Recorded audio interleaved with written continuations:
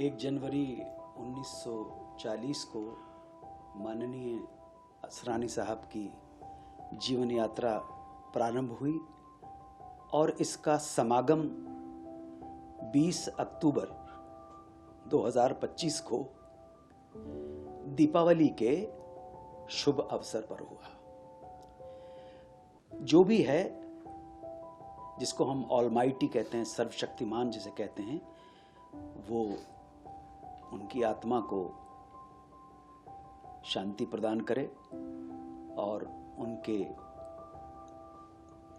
परिवारजन को इस गमन से, उनके जाने से जो दुख और कष्ट पहुंचा है, उन कष्टों को सहन करने की शक्ति प्रदान करे। ये प्रार्थना हर उस व्यक्ति के लिए है जो इस संसार से, जिसे हम कहते हैं ये नश्वर शरीर है, संसार है, एक तरह की सराय है, एक तरह का एक पड़ाव है। जो भी इस पड़ाव से गुजर कर अनंत में विलीन हो जाता है, उन सब के लिए, उन दिवंगत आत्माओं के लिए प्रार्थना ऐसे ही होती है। मेरी भावभीनी श्रद्धांजलि श्री असरानी साहब को। क्या यादें हैं लास्ट में? नहीं, वो बहुत कमाल के अभिनेता थे, इसमें तो कोई शक ही नहीं है। पूरा मैं देख रहा हूँ, कल जब से मुझे ये समाचार मिला है तो मन तो व्यथित हुआ। और मैंने यहाँ आकर अपने ऑफिस में जब डायरी के पन्नों को तलाश की, अभी डायरी में लिखूंगा, शायद 20 मार्च 2023 को मैंने आखिरी बार उन्हें देखा था फिल्म के सेट पर। इरशाद खान डायरेक्टर थे, फिल्म का नाम था नॉन स्टॉप धमाल। लेकिन मुझे मालूम नहीं था कि ये उनके साथ आखिरी मुलाकात होगी, उनके आखिरी दर्शन होंगे। अब डायरी में लिखना पड़ेगा। ये भैया, कौन किस वक्त बिछड़ जाए, इसलिए अभी ही मिल लो और बड़े प्रेम के साथ मिलो, बड़े आत्मीयता के साथ मिलो। ये जीवन जो है ना, ये संसार एक सराय है, एक होटल है, एक अतिथि निवास है। यहां पे चेक इन किया है आपने तो चेकआउट करना है। ये चेकआउट किस वक्त, किसका किस अवसर पर हो जाए, इसलिए आज ही मिल लो। इससे पहले कि तुम बाद में मुझे याद करो, आज ही गले लग लो। तो अभी 20 मार्च 2023 का जो ये डायरी मेरे सामने भी रखी हुई है, 20 मार्च को जो मैं अभी लिखूंगा, वहाँ पर लिखना ज़रूरी हो जाएगा, क्योंकि उनका मेरी जीवन में ये 20 मार्च को, ये देखिए NSD वहाँ पे लिखा, नॉन स्टॉप धमाल। अभी लिखना ज़रूरी होगा कि मुझे मालूम नहीं था कि ये मुझे इस शाम को उनके अंतिम दर्शन हो रहे होंगे। अनुज जी, आज आपने एक पोस्ट भी किया, आपने शायद 1 जनवरी को आर्टिकल भी लिखा था उनके लिए कुछ। आपने बहुत बातें उसमें लिखी हैं, मैं उसको पूरा पढ़ रहा था। किस तरह से अनुज जी आप याद करते हैं ऐसे कलाकार को? देखिए, मैंने जहाँ तक मेरा उनके साथ डायरेक्ट कोई एसोसिएशन है तो वो बहुत कम था। एक फिल्म उन्होंने डायरेक्ट की थी जिसमें मैंने छोटा सा एक रोल किया था। लेकिन उस फिल्म के निर्माण के दौरान एक ऐसी घटना हो गई, 6 अगस्त 1993 को, 6 अगस्त 1993 को, 5 अगस्त को मुझे उनके साथ शूटिंग करनी थी। तो उन्होंने कहा कि बस एक ही शॉट बचा है तो आप कल का छुट्टी कर लीजिए।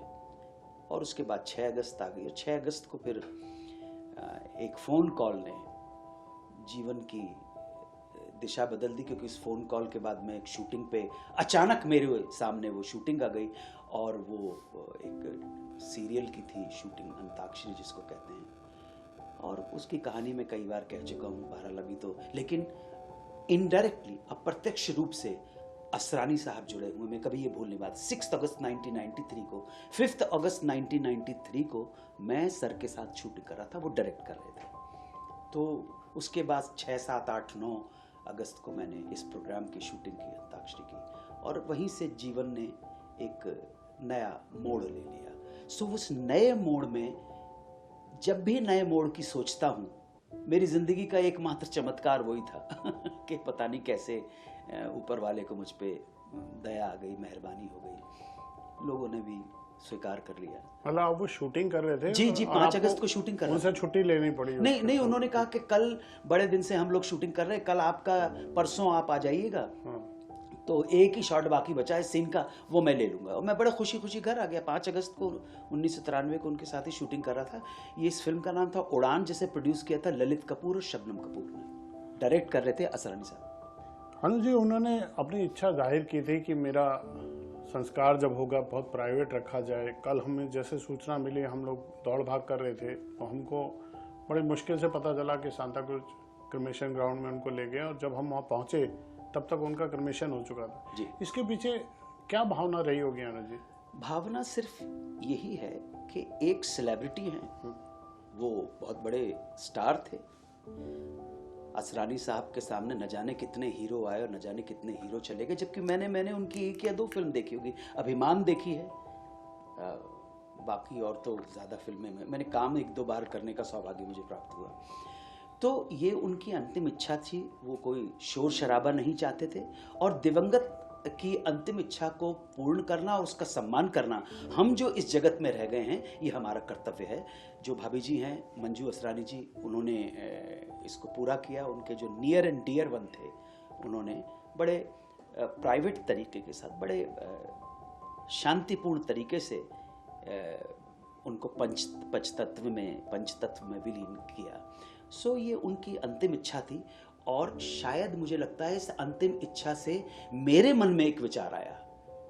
इस अंतिम इच्छा ने मुझे एक बात के लिए प्रोत्साहित किया, मुझे एक बात के लिए मोटिवेट किया, इंस्पायर्ड किया, प्रेरित किया कि भैया, जब मेरा इस दुनिया नामक होटल से चेकआउट करने का समय आए, और वो तिथि और वो समय अगर किसी राष्ट्रीय पर्व से जुड़ा हो, 15 अगस्त 26 जनवरी से जुड़ा हो, या किसी त्यौहार से जुड़ा हो, दिवाली से जुड़ा हो, होली से जुड़ा हो, ईद से जुड़ा हो, मकर संक्रांति से जुड़ा हो, 12 वफात से जुड़ा हो, क्रिसमस से जुड़ा हो, बुद्ध पूर्णिमा से जुड़ा हो, गुरु पूर्णिमा, नानक जयंती से जुड़ा हो, तो मेरा भी ये जो संस्कार है वो गुप्त रूप से किया जाए। मैं किसी को परेशान नहीं करना चाहता हूँ, किसी को बॉदर नहीं करना चाहता हूँ, और मैं इस दुनिया पे बोझ बन के नहीं जीना चाहता हूँ। ना वो बोझ मैं अपने लिए चाहता हूँ, ना मेरे लोगों के लिए चाहता हूँ, ना समाज के लिए चाहता हूँ, ना देश के लिए चाहता हूँ। बोझ बन के नहीं जीना।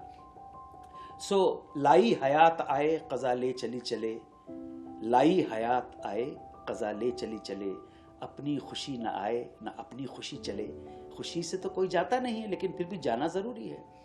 गालिब का एक शेर है कि गमे हस्ती का असद किससे हो जुज़मर्ग इलाज, गमे हस्ती का असद किससे हो जुज़मर्ग इलाज, शम्मा हर हाल में जलती है सहर होने तक। तो जब तक चेकआउट होने का टाइम नहीं आया, तब तक जलना अवश्य है, लेकिन जल के किसी को तकलीफ न दे। जल जाने के बाद ना अपने परिवार को, ना अपने पत्नी को, ना अपनी संतानों को, ना देश को, ना समाज को, ना दोस्तों को, ना इस समाज के लोगों को, ना अपने फैन को कोई तकलीफ नहीं देना चाहता, किसी पे बोझ बन के नहीं जीना चाहता हूँ। तो जब मेरा समय आए चेकआउट करने का, दुनिया तो सराय है, मुसाफिर खाना है, होटल है, तो चेक इन किया है तो चेकआउट करना भी बहुत ज़रूरी है। या आप ये मत सोचना कि टिक जाओगे आप, ये परमानेंट रेजिडेंस नहीं है आपका। बड़े बड़े लोगों ने इसको अपना परमानेंट रेजिडेंस बनाने की कोशिश की, लेकिन आज तक तो कोई बना नहीं पाया है। इसलिए प्रार्थना यही करो कि दूसरों को तकलीफ दे के ना जाओ और स्वयं को तकलीफ दे के नहीं जाओ। और मैं अपने बारे में ये कहता हूँ कि जब समय आए और राष्ट्रीय पर्व या तिथि त्यौहार के ऊपर, वो किसी भी धर्म से संबंधित, जो भी हमारे यहाँ तो मल्टी फेथ रिलीजन है ना, हम यहाँ हिंदू सनातन भी है, हिंदू है, बुद्ध है, सिख है, ईसाई हैं, मुसलमान हैं, जैन हैं, हर धर्म संप्रदाय का व्यक्ति है। यही हमारे देश की जो है बहुआयामी व्यक्तित्व है हमारे देश का। तो अगर मेरी मृत्यु जब हो, जाने का समय है और वो तिथि इन त्योहारों पर पड़े, तो मुझे भी बहुत गुप्त रूप से, जिसे कहते हैं सुपुर्द आतिश, या जिस मेरे घर वालों को जो भी कुछ मेरे इस नश्वर शरीर का करना है वो कर दिया जाए, किसी को बताया नहीं जाए। अनुज जी, आपने बहुत भावनात्मक बातें बोल दी। मैंने तो उनकी भावना जानने की कोशिश की थी। बिल्कुल मेरा उद्देश्य नहीं था कि मैं आपके संबंध में। मुझे एक बात पूछनी है अनुज जी, करोड़ों लोग जो आपके एक सेकंड फैमिली हो जाते हैं, एक्सटेंडेड फैमिली हो जाते हैं, परिवार हो जाते हैं, जो आपके फैंस होते हैं, वो तो चाहते हैं ना आपकी हर सूचना उनको मिले, आपने क्या खाया, आप कहाँ जा रहे हो, आपको घूमने में क्या पसंद है। इसका सम्मान कैसे होगा कि हाँ, मैं समझ रहा हूँ।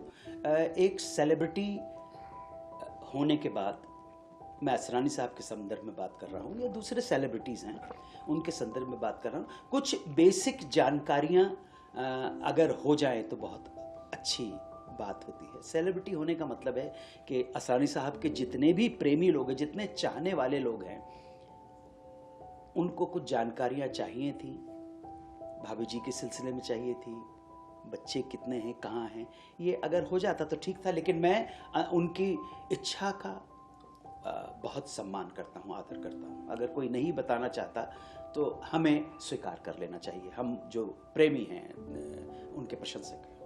अनुज जी, आपका देश प्रेम, आपका देश के प्रति प्यार, आपका तिरंगे के प्रति सम्मान, मैं तो आपके फार्म हाउस पे भी गया हूँ, वहाँ पे कुछ लाइनें लिखी हैं आपने, मैं चाहूँगा आप बताएं क्या लिखा है उस पत्थर पे। आपने बहुत प्यारी लाइनें लिखी है। वो मेरे हृदय की भावनाएं हैं, और वो ऐसा नहीं है कि सिर्फ उसमें मैंने मराठी में लिख रहा है, मराठी में है और फिर हिंदी में उसका अनुवाद है। मनुष्य असणं हे आपले भाग्य, परंतु देशभक्त होणे हे आपला सौभाग्य। मतलब मनुष्य होना भाग्य की बात है, परंतु देशभक्त होना सौभाग्य की बात है। बट ये सिर्फ जो मराठी, हिंदी, संस्कृत जो समझते हैं वो ही समझ पाएंगे ये भाग्य और सौभाग्य में अंतर। हर एक व्यक्ति, मैं अंग्रेजी में ट्रांसलेट करने की कोशिश भी करूं तो कहीं ना कहीं उन भावों से वंचित रह जाऊंगा, जो भाव जो हिंदी भाषी और मराठी भाषी और संस्कृत में जो लोग भाग्य और सौभाग्य का जो अंतर समझ सकते हैं। चलिए अनुज जी, आप और 100 साल जिए, भगवान करे आपको लंबी आयु मिले और आप ऐसे दुनिया में, देश में अपने फैंस का मनोरंजन करते रहें।